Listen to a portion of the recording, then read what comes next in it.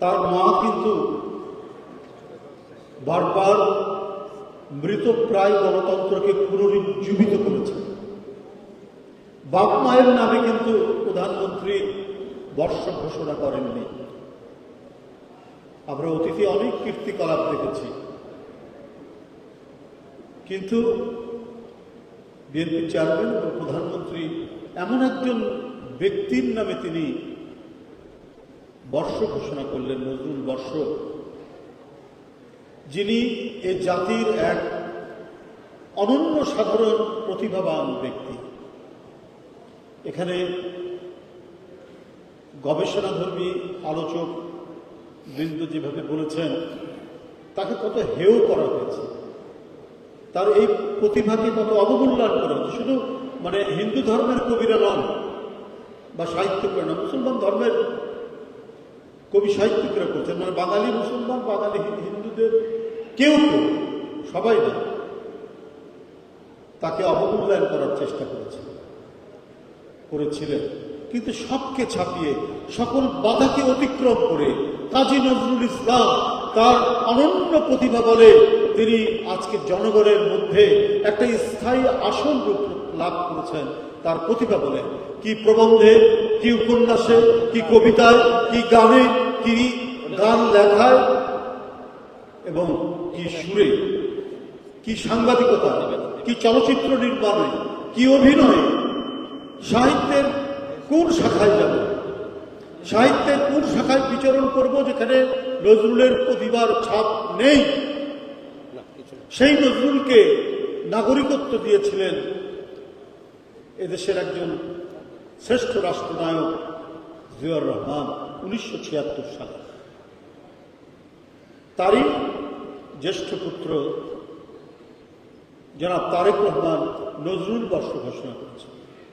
এ আমাদের গর্বে, এ আমাদের আনন্দে, এ আমাদের ভালোবাসার একটি সিদ্ধান্ত জনাব তারেক রহমান তিনি ঘোষণা করেছেন।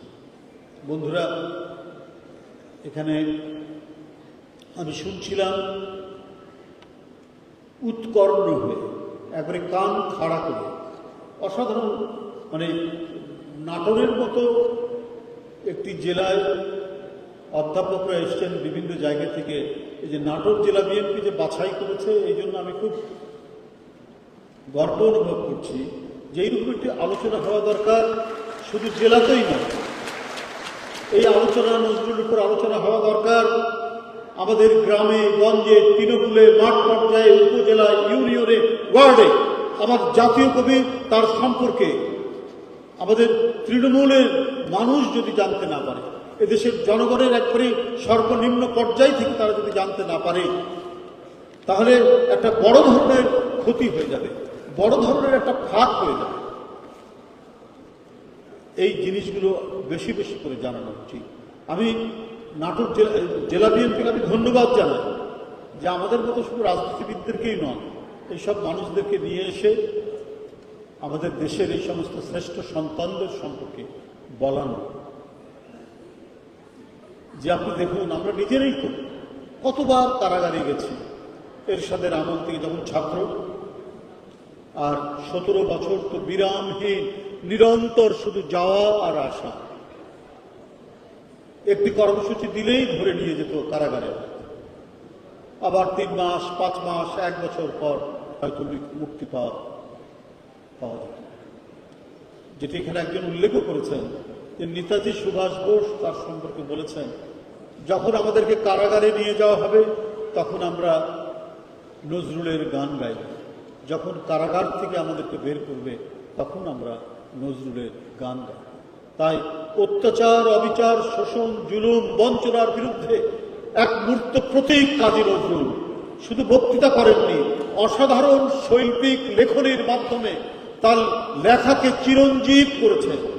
সময়কালকে অতিক্রম করে আগামী প্রজন্মের শতাব্দীর পর শতাব্দীর কাছে তিনি তার এই শিল্প সমৃদ্ধ রচনা পাঠিয়েছেন বলেই এটা চিরজাগরিক থাকবে, মানুষের মধ্যে সেটি জেগে থাকবে। কি অসাধারণ সাহিত্য শাসিত একজন মানুষ, মাথা নত না করার যে মন্ত্রণা তিনি দিয়েছেন, যে মন্ত্র দিয়েছেন,